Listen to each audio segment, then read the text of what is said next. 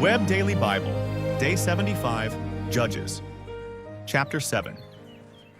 Then Jerubbaal, who is Gideon, and all the people who were with him, rose up early and encamped beside the spring of Harod. Midian's camp was on the north side of them, by the hill of Moreh, in the valley. The Lord said to Gideon, "The people who are with you are too many for me to give the Midianites into their hand, lest Israel brag against me, saying, 'My own hand has saved me.' Now therefore proclaim in the ears of the people, saying, 'Whoever is fearful and trembling, let him return and depart from Mount Gilead.'" So 22,000 of the people returned, and 10,000 remained. The Lord said to Gideon, "There are still too many people. Bring them down to the water, and I will test them for you there.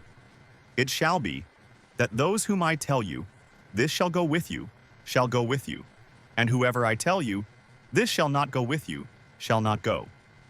So he brought down the people to the water, and the Lord said to Gideon, "Everyone who laps of the water with his tongue, like a dog laps, you shall set him by himself. Likewise, everyone who bows down on his knees to drink."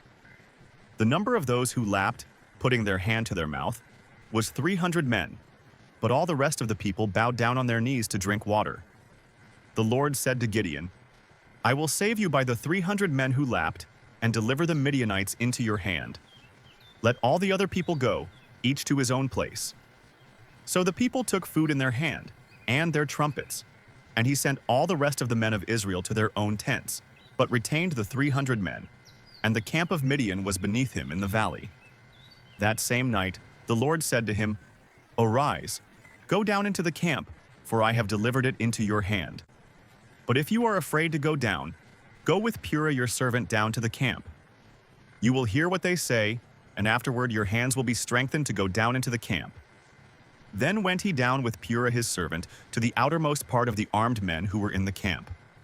The Midianites and the Amalekites and all the children of the east lay along in the valley like locusts for multitude, and their camels were without number, as the sand which is on the seashore for multitude. When Gideon had come, behold, there was a man telling a dream to his fellow. He said, "Behold, I dreamed a dream. And behold, a cake of barley bread tumbled into the camp of Midian, came to the tent, and struck it so that it fell, and turned it upside down, so that the tent lay flat." His fellow answered, "This is nothing other than the sword of Gideon the son of Joash, a man of Israel. God has delivered Midian into his hand, with all the army." It was so, when Gideon heard the telling of the dream and its interpretation, that he worshipped. Then he returned into the camp of Israel and said, "Arise, for the Lord has delivered the army of Midian into your hand." He divided the 300 men into 3 companies, and he put into the hands of all of them trumpets and empty pitchers, with torches within the pitchers. He said to them, "Watch me, and do likewise. Behold, when I come to the outermost part of the camp, it shall be that, as I do, so you shall do. When I blow the trumpet, I and all who are with me, then blow the trumpets also on every side of all the camp, and shout, 'For the Lord and for Gideon.'"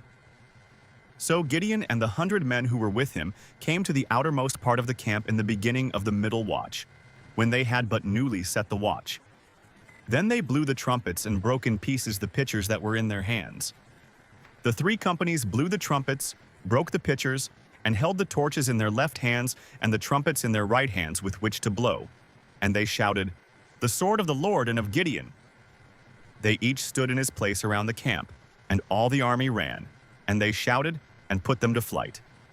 They blew the 300 trumpets, and the Lord set every man's sword against his fellow and against all the army. And the army fled as far as Beth-shittah towards Zererah, as far as the border of Abel-meholah by Tabbath. The men of Israel were gathered together out of Naphtali, out of Asher, and out of all Manasseh, and pursued Midian. Gideon sent messengers throughout all the hill country of Ephraim, saying, "Come down against Midian and take the waters before them, as far as Beth-barah, even the Jordan." So all the men of Ephraim were gathered together and took the waters as far as Beth-barah, even the Jordan. They took the 2 princes of Midian, Oreb and Zeb. They killed Oreb at Oreb's rock, and Zeb they killed at Zeb's winepress, as they pursued Midian. Then they brought the heads of Oreb and Zeb to Gideon beyond the Jordan. Chapter 8. The men of Ephraim said to him, "Why have you treated us this way, that you didn't call us when you went to fight with Midian?" They rebuked him sharply. He said to them, "What have I now done in comparison with you? Isn't the gleaning of the grapes of Ephraim better than the vintage of Abiezer? God has delivered into your hand the princes of Midian, Oreb, and Zeb. What was I able to do in comparison with you?" Then their anger was abated toward him when he had said that. Gideon came to the Jordan and passed over, he and the 300 men who were with him, faint, yet pursuing. He said to the men of Succoth, "Please give loaves of bread to the people who follow me, for they are faint, and I am pursuing after Zebah and Zalmunna, the kings of Midian." The princes of Succoth said, "Are the hands of Zebah and Zalmunna now in your hand, that we should give bread to your army?" Gideon said, "Therefore, when the Lord has delivered Zebah and Zalmunna into my hand, then I will tear your flesh with the thorns of the wilderness and with briars." He went up there to Penuel and spoke to them in the same way, and the men of Penuel answered him as the men of Succoth had answered. He spoke also to the men of Penuel, saying, "When I come again in peace, I will break down this tower." Now Zebah and Zalmunna were in Karkor, and their armies with them, about 15,000 men, all who were left of all the army of the children of the east, for there fell 120,000 men who drew sword. Gideon went up by the way of those who lived in tents on the east of Nobah and Jogbehah, and struck the army, for the army felt secure. Zebah and Zalmunna fled, and he pursued them. He took the 2 kings of Midian, Zebah and Zalmunna, and confused all the army. Gideon, the son of Joash, returned from the battle from the ascent of Heres. He caught a young man of the men of Succoth, and inquired of him, and he described for him the princes of Succoth and its elders, 77 men. He came to the men of Succoth, and said, "See Zebah and Zalmunna, concerning whom you taunted me, saying, 'Are the hands of Zebah and Zalmunna now in your hand, that we should give bread to your men who are weary?' He took the elders of the city, and thorns of the wilderness and briars, and with them he taught the men of Succoth. He broke down the tower of Penuel, and killed the men of the city. Then he said to Zebah and Zalmunna, 'What kind of men were they whom you killed at Tabor?' They answered, 'They were like you. They all resembled the children of a king.' He said, 'They were my brothers, the sons of my mother. As the Lord lives, if you had saved them alive, I would not kill you.' He said to Jether his firstborn, 'Get up and kill them.' But the youth didn't draw his sword, for he was afraid, because he was yet a youth. Then Zebah and Zalmunna said, 'You rise and fall on us, for as the man is, so is his strength.' Gideon arose and killed Zebah and Zalmunna, and took the crescents that were on their camels' necks. Then the men of Israel said to Gideon, 'Rule over us, both you, your son, and your son's son also, for you have saved us out of the hand of Midian.' Gideon said to them, 'I will not rule over you, neither shall my son rule over you. The Lord shall rule over you.' Gideon said to them, 'I do have a request, that you would each give me the earrings of his plunder.' For they had golden earrings because they were Ishmaelites. They answered, 'We will willingly give them.' They spread a garment, and every man threw the earrings of his plunder into it. The weight of the golden earrings that he requested was 1,700 shekels of gold, in addition to the crescents and the pendants, and the purple clothing that was on the kings of Midian, and in addition to the chains that were about their camels' necks. Gideon made an ephod out of it, and put it in Ophrah, his city. Then all Israel played the prostitute with it there, and it became a snare to Gideon and to his house. So Midian was subdued before the children of Israel, and they lifted up their heads no more. The land had rest 40 years in the days of Gideon. Jerubbaal the son of Joash went and lived in his own house. Gideon had 70 sons conceived from his body, for he had many wives. His concubine who was in Shechem also bore him a son, and he named him Abimelech. Gideon the son of Joash died in a good old age, and was buried in the tomb of Joash his father, in Ophrah of the Abizrites. As soon as Gideon was dead, the children of Israel turned again and played the prostitute following the Baals, and made Baal-berith their god. The children of Israel didn't remember the Lord their God, who had delivered them out of the hand of all their enemies on every side. Neither did they show kindness to the house of Jerubbaal, that is, Gideon, according to all the goodness which he had shown to Israel.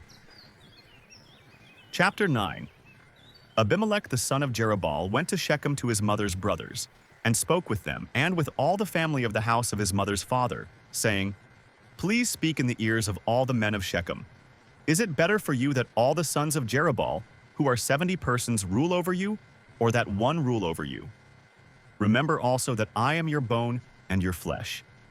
His mother's brothers spoke of him in the ears of all the men of Shechem. All these words. Their hearts inclined to follow Abimelech, for they said, He is our brother.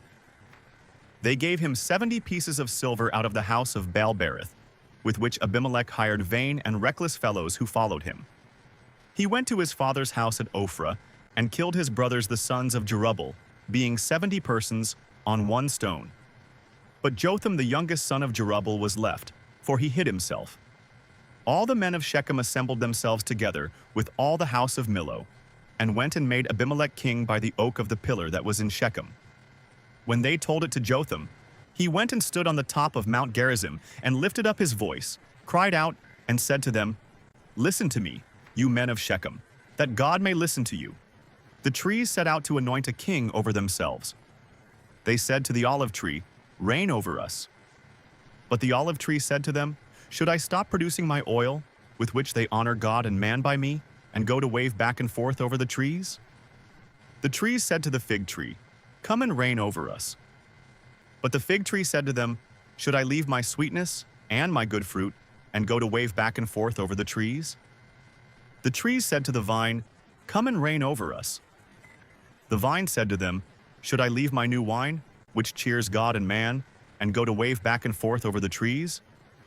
Then all the trees said to the bramble, Come and reign over us. The bramble said to the trees, If in truth you anoint me king over you, then come and take refuge in my shade. And if not, let fire come out of the bramble, and devour the cedars of Lebanon. Now therefore, if you have dealt truly and righteously, in that you have made Abimelech king, and if you have dealt well with Jerubbaal and his house, and have done to him according to the deserving of his hands. For my father fought for you, risked his life, and delivered you out of the hand of Midian. And you have risen up against my father's house today, and have slain his sons, 70 persons on one stone, and have made Abimelech, the son of his female servant, king over the men of Shechem, because he is your brother. If you then have dealt truly and righteously with Jerubbaal, and with his house today, then rejoice in Abimelech, and let him also rejoice in you. But if not, let fire come out from Abimelech, and devour the men of Shechem and the house of Millo. And let fire come out from the men of Shechem and from the house of Millo, and devour Abimelech. Jotham ran away and fled, and went to Beer and lived there, for fear of Abimelech his brother. Abimelech was prince over Israel 3 years.